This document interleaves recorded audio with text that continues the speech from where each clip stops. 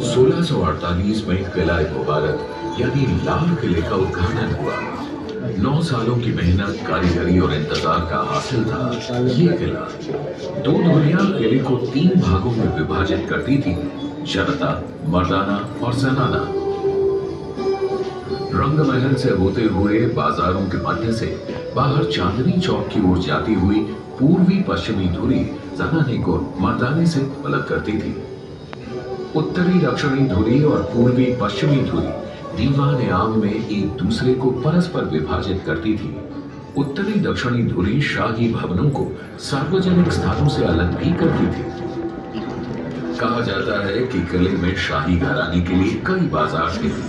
इनमें से सबसे आलीशान था छत्ता बाजार।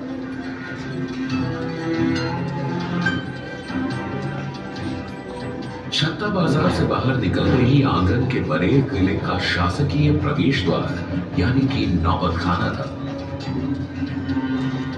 नौबत खाना से होते हुए दीवान आम के दरबार में प्रवेश किया जाता था।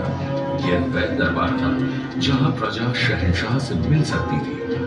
शासकीय समारोह और त्योहार भी यहां मनाए जाते थे।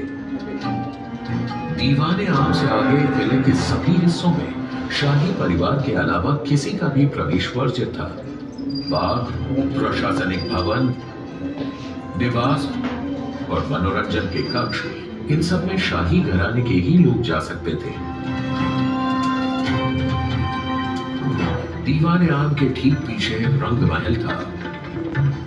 यहाँ शहंशाह और शाही परिवार नृत्य और संगीत की महफिलों का आनंद लेते थे।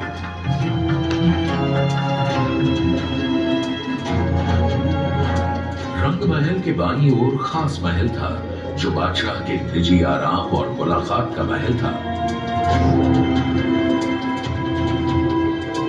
इसके आगे दीवान खास था। यहाँ शहंशाह अपने मंत्रियों से दरबार के मामलों पर परामर्श किया करते थे। और यही था हिंदुस्तान का प्रसिद्ध सिंहासन तख्त-ए-ताऊस। सिंहासन के छत्र पर 2 मोर पक्षियों के बीच चढ़ा था दुनिया का सबसे नायाब हीरा और तख्त-ए-ताऊस की शान कोहिनूर।